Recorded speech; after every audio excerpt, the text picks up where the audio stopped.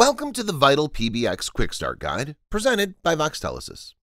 In this video, we'll demonstrate how to set up the Voxtelesys SIP trunk in Vital PBX. From the Vital PBX dashboard, click on PBX on the left-hand side of the screen. Click on the External tab, then click on Trunks from the dropdown. Under the General Settings, set the technology to SIP. Next, type in Voxtelesys_SIP as the description.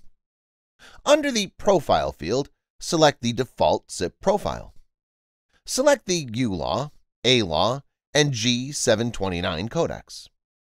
Under the Trunk Caller ID field, type in the number provided by Voxtelesys. We'll now configure the device for outgoing calls.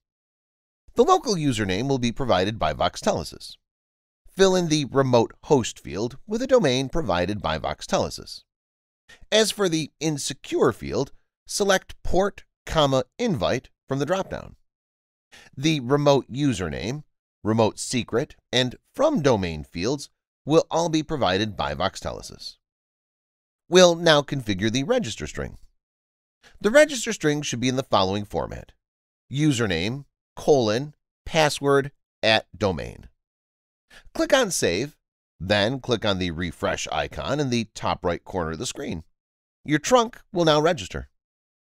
To check and see that your configuration is working, click on the Tools tab, then click on *CLI from the dropdown. Run the following command: SIP show registry. Congratulations! You've successfully implemented the Voxtelesys SIP trunk in Vital PBX. Check back for more videos on Vital PBX as well as other helpful guides.